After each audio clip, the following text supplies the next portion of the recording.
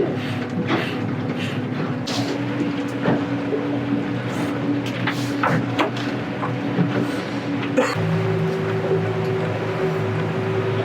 be a beautiful sunrise. Oh yeah.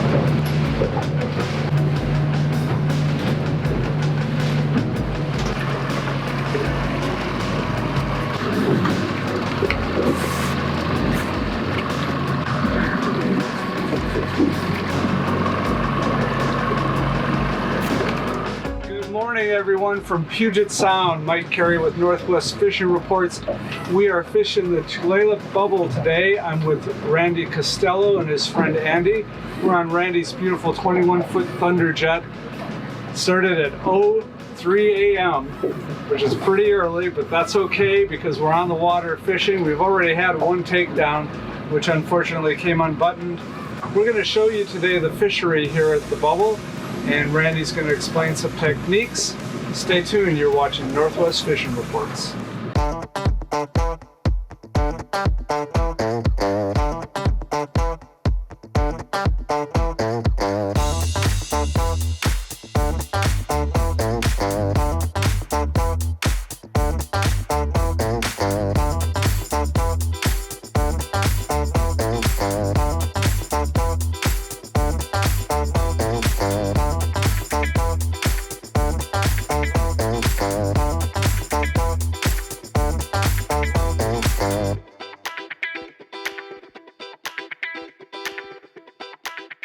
Good morning, Mike. Glad I can share this fishery with you. We're fishing Tulalip Bubble. It's just north of the mouth of the Snohomish River. It's a unique fishery where they kind of keep you within a certain boundary, and it's very critical to stay within those boundaries. The boundaries identified in the WDFW regs. It's a good idea to put a waypoint on your meter or on your chart, or at least know where the boundaries are so you can legally fish this. It's a great fishery. You're allowed to keep 2 fish. It's 2 poles. It is a bit of a busy fishery at times, and it can be really good. But there are days where getting 1 fish in the boat is going to be a struggle. So we'll see what happens. Fish at typical salmon gear, flashers, spoons. Sometimes flies will work, but I always start with flashers and spoons. And we'll have more as we progress through the day. Right on the bottom fishing, or No. huh? Suspended bit. Never fished here before. So you run an autopilot right now, or you just Yeah.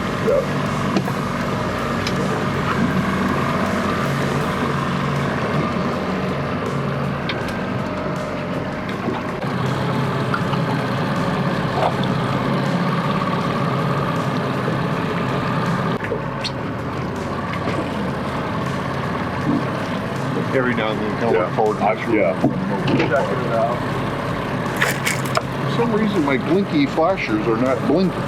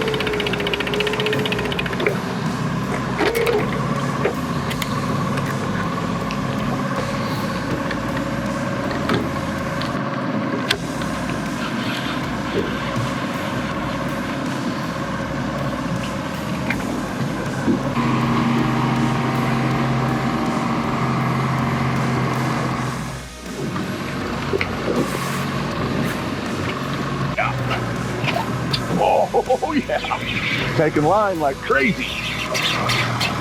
Nice.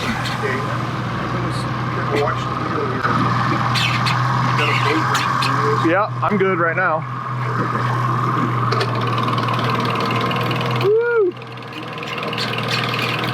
Hot fish, Andy. Wow.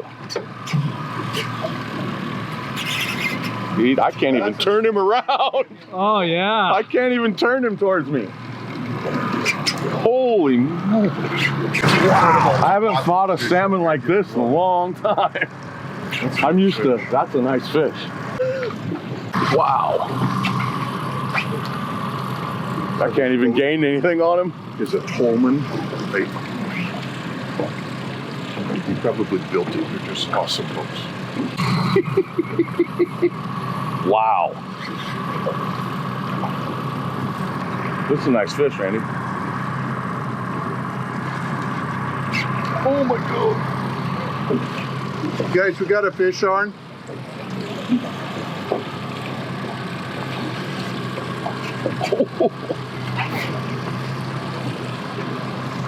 Wow. It's been a long time since I had one that pulled like this one. So usually I mark it on the meters. The guy over here is going to cut us off. Wow. Man, he's out there. Way out there. He's on the surface already. Wow.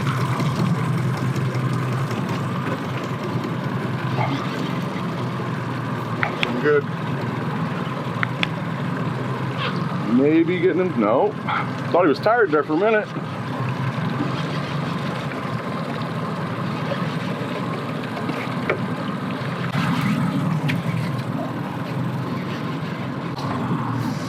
Come on, buddy.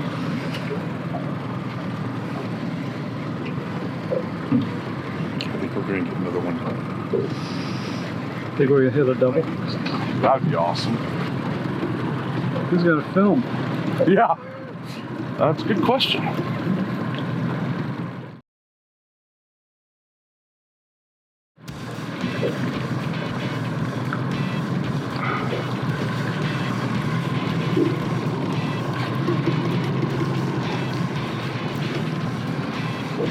Oh, nice.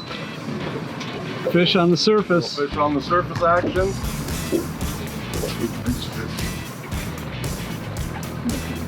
So Andy, when we go to net him, you stand behind me. Yep.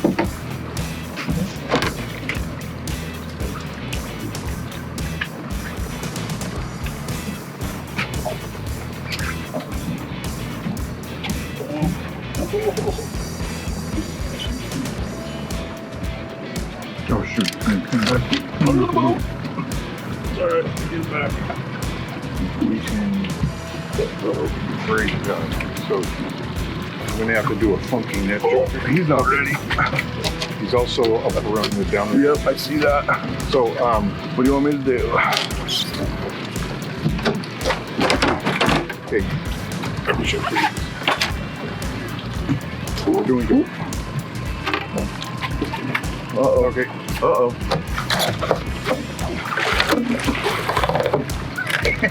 Look at this fish. Yeah! Oh! Nice. Yep. Got it. As you can tell, he went around the down Around the downrigger cable, yep. So is he cornered double? Make sure Make sure it's clipped. it's clipped. What a beautiful That is fish. a beauty. Holy Wow. smokes. Yeah, keep pressure in the net handle. Let me Yep. get this I out got of it. here.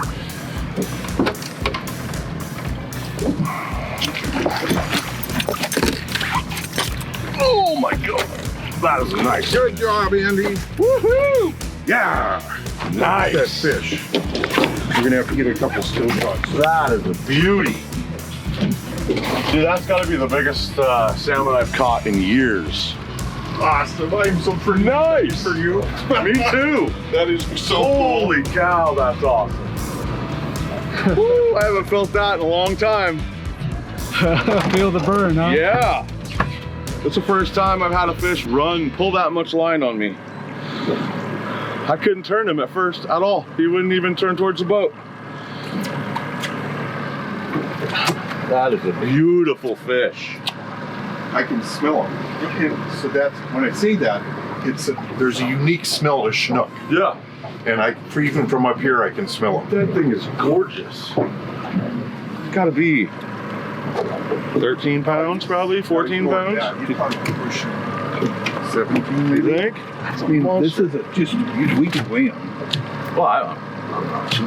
That is a beautiful fish. Maybe 15. 15 at least. So pretty. Dude, that's a beaut. I've not caught a fish like this in years. That's awesome. 17 pounds. Woo! So I've got to deal with this. Yep, I got it.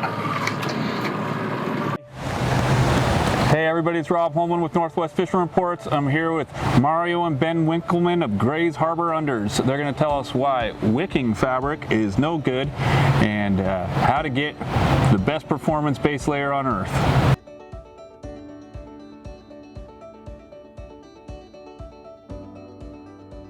Hi, this is Mario and Ben Winkleman from Grays Harbor Unders, and we're here on the shores of the Columbia River at Ed Iman's Fish Camp, where our company makes a presentation each time about why Grays Harbor Unders is different and most appropriate for the fishermen. You know exactly why this is better than anything else. Tell me why it's not moisture wicking, why that's a nasty word out here. I think everyone in camp knows now that moisture wicking is a nasty word because it's just a buzzword that people use a lot in the apparel industry to try and sell you something, but really it just means to spread, and it's one of the distinctions between Grays Harbor Unders and everything else that you might find in the market. Yeah, but you get an advertisement that says polyester, Capilon, moisture wicking, but none of that actually keeps you dry and under serious conditions, like when you're out in the spray on a boat, you can get quite wet. But what happens when that moisture wicking fabric becomes loaded with water? You have wet fabric on your skin and it's not going to evaporate. You'll end up being cold and you'll have moisture damage on your skin. Grays Harbor Unders is not like that at all. We have a dual layer fabric and the inside always stays dry. I have an example of how that works. Our fabric has two different layers. That's the inside, this is the outside. I call this the skin side. Let's take a little bit of water and I'll show you. This is what happens to the inside. All the moisture disappears and it goes through the inner layer to the outer layer. If I make this absolutely wet, we should agree this is wet. It's wringing wet. However, if we look at the inside, Ben, would you show, if you held your hand out, here's how you could feel that that is dry on the inside, the moisture is on the outside. Yeah. Even when this fabric is completely soaking wet, all that moisture is on the outer layer and your skin will always stay dry. And you can't get that from moisture wicking fabric because it's not going to keep you dry. Not like Grays Harbor Unders. Yeah, this will be one introduction and a whole bunch of outtakes. Are you going to expose the truth about underwear? Ben and Mario Winkleman of Grays Harbor Unders, they're going to tell us the difference.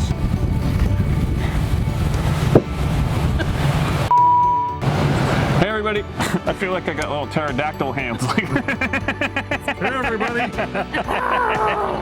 How are you? A boomerang. You do remember her, right? Okay, good. I'm Audra Lee. See you next time on Kids Meet. I'm Cindy the Draw.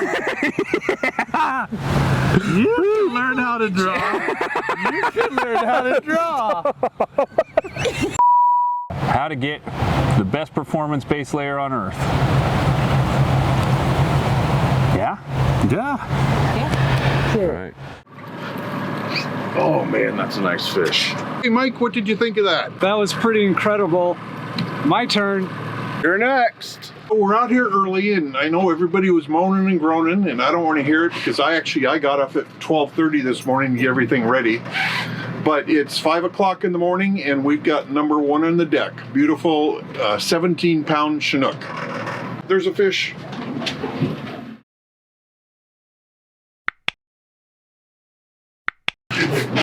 This is not your 17-pound fish. No. This is a shaker.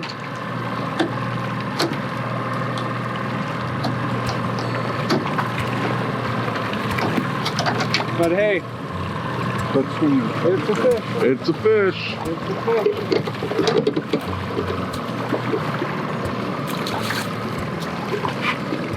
Looks like it might be a cold. Can we keep coho? I think so.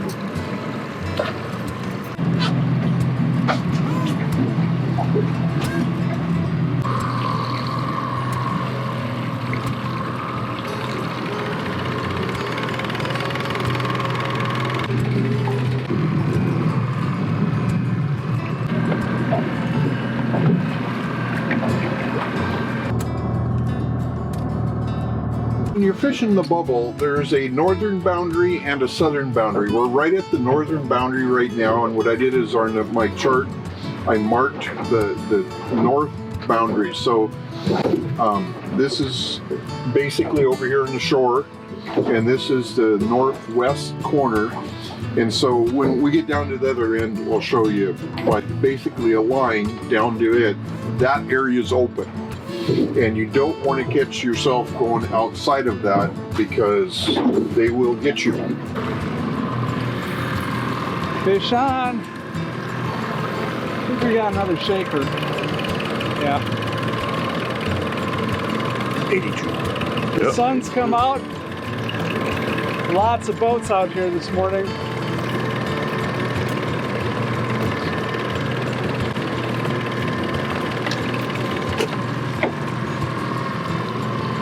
I guess I'm destined for shaker duty. That seaweed's causing problems.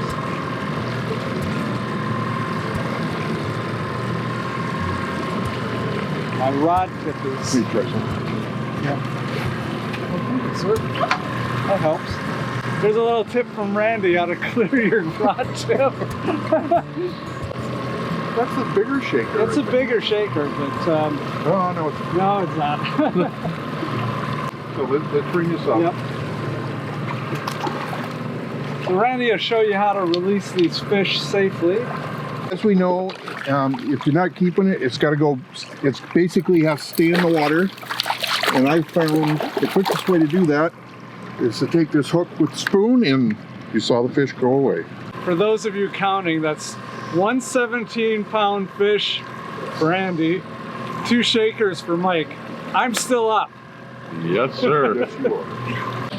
So, our most success today has been with gosh, I don't even know what they're actually called anymore. I've been calling them blinkies for so long. A friend of mine called them that, and that's what I call them. But it's a flasher with a built-in light, and here that flashes different colors. And this morning, anyway, it has definitely been the most productive flasher we've got. Not this color, but a different color. But can be very effective. I think it's shaker number 3. Is it? Andy, I appreciate you handing off these rods to me. Probably wish I handed off a little bigger one earlier, though, huh? Yeah, the first one of the day was the one to hand off, right? Yeah. Nah, it's just a gorgeous day out here. Came off as soon as he hit the surface. We've actually done fairly well today, considering we've got a 17-pounder in the boat. We've hit a few shakers and a couple takedowns that didn't stick. The fishery is kind of a unique situation where small boats can fish it because it is pretty close to the boat ramp in the Everett. As with any water anybody would be fishing, you need to kind of pay attention to the seas, what the wind is doing, and certainly know the capabilities of your boat. Now it's typically a flasher spoon, flasher fly show. If you have completely flat water, there's some areas up around the mouth of the bay that is excellent for jigging for salmon, and it can be really fun. But you really need to have kind of a special set of conditions to make that work. And unfortunately, more often than not, there's wind up in here, so the options for jigging for salmon are usually pretty limited. To address the boundaries again, there's a north-south, east-west boundary. You basically got a fish on the other rod again.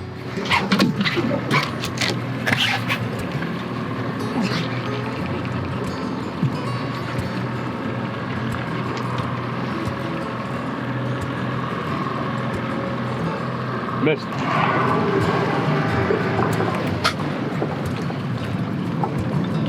Hey, little guy. Randy, I want to thank you for taking Andy and I out this morning. First time fishing the bubble and a pretty neat experience. Yeah, I'm glad I had the opportunity. Today's been a blast. We got a nice Chinook. We had some other opportunities, some shakers. Today we're pretty much using 11-inch flasher with the blinky. And pardon the shameless plug, but these are made special for holiday sports in Burlington. They're 3-inch coyote spoons. And it was our ticket today. They were very effective. You put a little scent on those spoons. Yeah, a little scent, either anchovy scent or herring scent. And it was a great day. We even had some bonus time with a gray whale that showed very well, so it was a special day. Definitely a morning fishery. Very much so. That first couple hours or the last couple hours of the day. I don't know where these fish go during the middle of the day, but I'm hard pressed to find them. Well, we got one very special fish today, so I count that as a definite positive day. Yeah, Mike, it was pretty cool. You don't get 17-pound Chinook in inner Puget Sound too much anymore. It's a rare treat to get a fish that is bright and pretty as this fish was. So guys, there's not a lot of opportunities to go catch Chinook in the Sound in June. This is one of them, so give it a try and we'll see you guys on the water.